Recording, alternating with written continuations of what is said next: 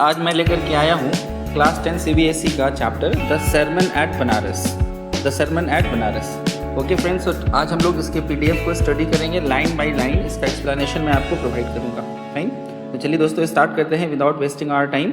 The sermon, सबसे पहले तो हम लोग समझे कि सरमन का मतलब क्या होता है। सरमन का मतलब होता है जब कोई धार्मिक प्रवचन दिया जाता है, धार्मिक लेक्चर, तो उसको हम लोग सरमन कहते हैं। और ये कहानी है, ये स्टोरी है गौतम बुद्धा यानी भगवान बुद्ध से, उनके जीवन से ली गई। तो दोस्तों शुरुआत करते हैं कहानी का। जो पहला पैराग्राफ है उसमें कहते हैं Gautam Buddha began life as a prince named Siddhartha Gautam. तो उनका जो जीवन स्टार्ट हुआ था वो किस नाम से स्टार्ट हुआ था? सिद्धार्थ गौतम के नाम से स्टार्ट हुआ था। In northern India at 12 he was sent away for schooling in the Hindu sacred scriptures and 4 years later he return home to marry a princess. तो यहाँ तक जो कहानी में कहा गया है कि 12 साल की उम्र में उनको हिंदू स्क्रिप्चर्स, हिंदू ग्रंथ पढ़ने के लिए बाहर भेज दिया गया। और जब पढ़ाई उनकी कंप्लीट हो गई तो 4 साल के बाद वो आते हैं और उसके बाद उनकी शादी एक प्रिंसेस से कर दी जाती है। और उस प्रिंसेस के साथ उनको एक बेटा भी होता है। दे हैड अ सन, उनको एक बेटा भी प्राप्त होता है। ओके, उसके बाद कहानी में कहा गया at the age of 25 the prince heretofore shielded from the sufferings of the world while out hunting chanced upon a sick man, then an aged man, then a funeral procession and finally a monk begging for alms। तो यहाँ पे जब वो 25 साल के हो जाते हैं, शादी के बाद एक बच्चा हो जाता है, 25 साल के जब हो जाते हैं तो उनके जीवन में एक परिवर्तन आता है, एक बदलाव आता है। क्या बदलाव आता है? बदलाव आता है कि वो देखते हैं एक बीमार आदमी को, फिर देखते हैं एक आदमी मर जाता है, उसका अंतिम संस्कार हो रहा है, फिर देखते हैं एक आदमी को जो कि भीख मांग रहा है।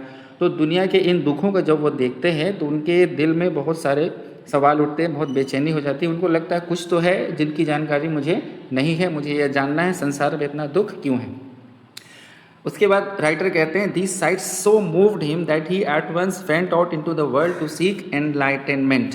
एनलाइटेनमेंट का मतलब होता है ज्ञान। तो ज्ञान की प्राप्ति के लिए वो वहाँ से, उनको एक बेचैनी हो गई कि मुझे इन सब चीज़ों को जानना है कि दुनिया में दुख का कारण क्या है, what is the real reason of sorrow, क्यों लोग परेशान रहते हैं। ठीक है, उसके बाद कहते हैं he wandered for 7 years। Wandered का मतलब होता है भटकना।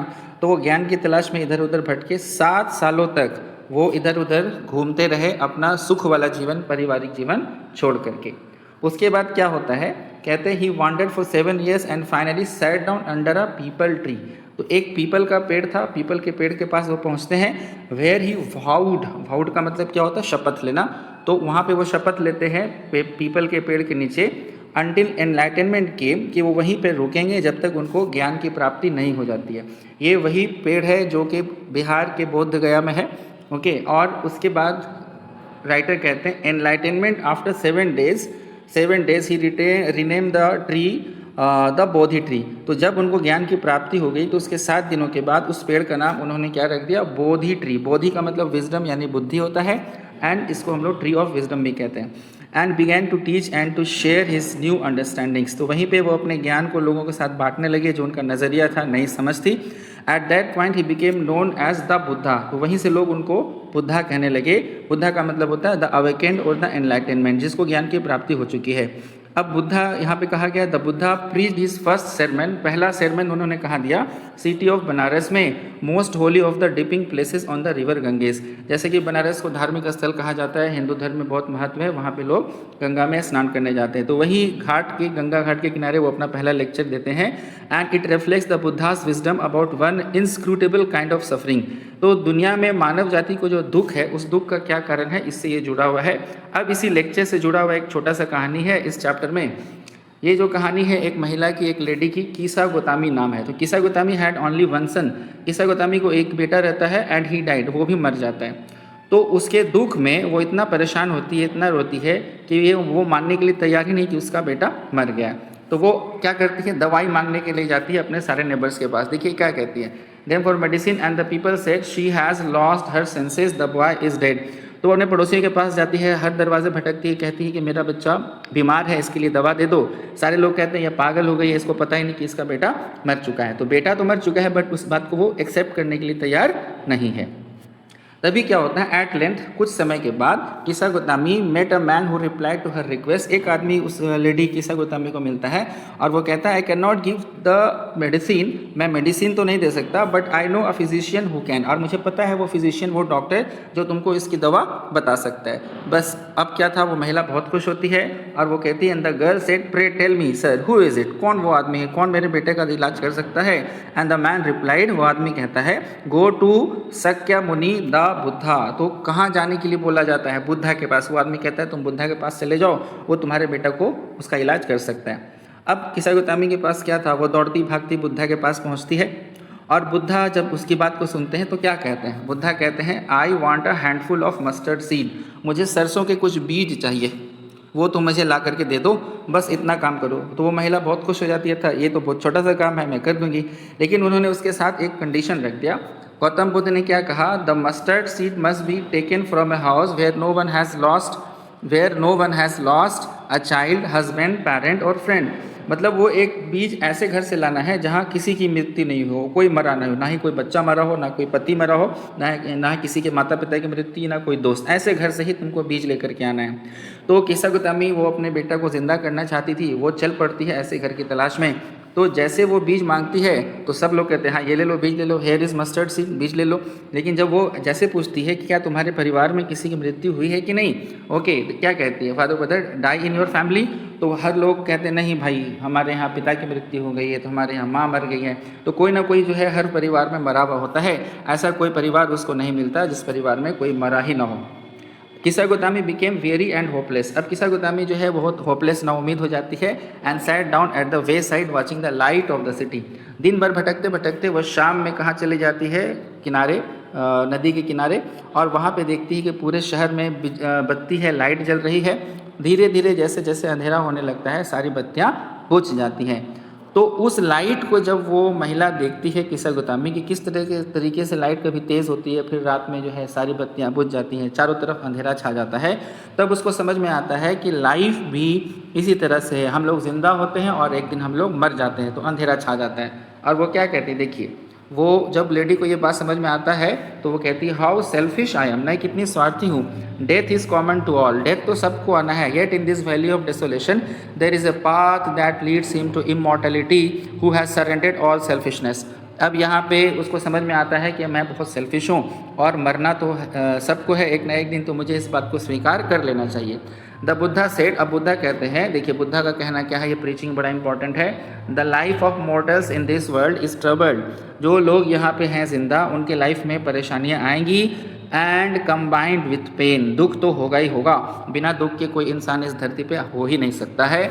For there is not any means by which those that have been born can avoid dying after reaching old age there is death. तो वो कहते हैं ऐसा कोई तरीका नहीं है कि अगर कोई जो ज़िंदा हो जाए, जिसका जन्म हो जाए और वो मृत्यु को इनकार कर दे कि वो मरे नहीं, ऐसा हो ही नहीं सकता। तो बुढ़ापा आएगा और आपका मरना तय है, आप ज़रूर मरोगे नियत समय पे, ठीक है। तो वो ये भी कहते हैं एज राइप फ्रूट्स, जैसे पका हुआ फल जो होता है, ripe fruits are early in danger of falling, जैसे पका हुआ फल जल्दी गिर जाता है, उसी तरीके से जो पहले आया है उसका पहले मरना होता है। As all earthen vessels made by the potter end in being broken, जैसे मिट्टी का बर्तन जैसे बनता है, कुम्हार बनाता है, उसको तो टूटना ही है, वो गिरेगा और एक ना एक दिन टूट जाएगा।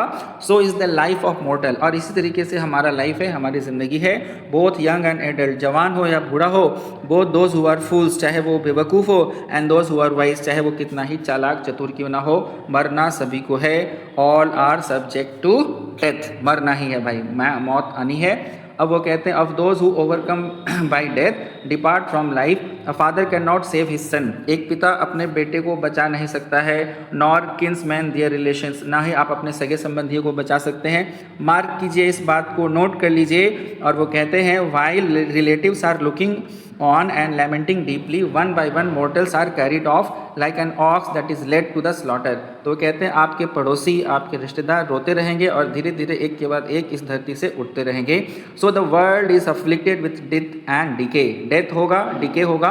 Therefore the wise do not grieve, तो चालाक कौन है, जो रोता नहीं है, दुख नहीं मनाता। Knowing the terms of the world, दुनिया ऐसी ही है, इस बात को समझ लो।